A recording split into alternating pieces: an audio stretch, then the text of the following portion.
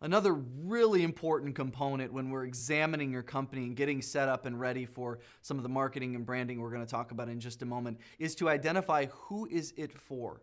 Who is it for? You think about a company that maybe creates a product, and maybe you've created this product and you really like it and you're really proud of it and you've made it now and it's ready to go to market, and you get it to market and find out that you completely missed your audience. That's what we're trying to avoid here. Who is it for? Who are you making it for? And so when we think about that, we have to, again, ask ourselves this simple question: who is our ideal customer? You find this in much of design, that if everything is important, then nothing is important. If everything is the most important thing, then there is no most important thing. And it's same true for customers. If everyone is the customer, then no one is the customer. You have to be able to clearly define and state who it is you're looking to help, who you're looking to enrich the life of, and why that's important to you, as we've talked about before.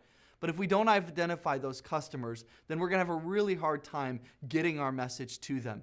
Think about them. Think about what they need. Think about what's important to them. First and foremost, functionally. What is the functional need that they have? If you have a product here and you have someone over here and they look at that product and they like it, maybe they think it's pretty, but they don't have a functional use for it, then they're not going to buy it. And so we have to think about them first and foremost functionally. Secondly, socially. Socially, is your product socially connecting with people?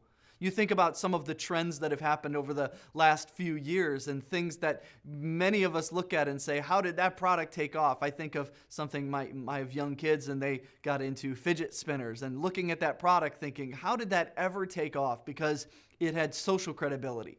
It had something that people thought was interesting, and it was able to socially grow. And so by identifying the social needs of our customer, we're able to then give them what they're looking for. And then lastly and thirdly, emotionally.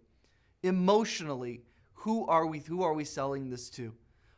Is this person going through a difficult time in their life, or are they going through a wonderful time in their life? Are they thinking about saving money, or are they thinking about enriching their circumstances?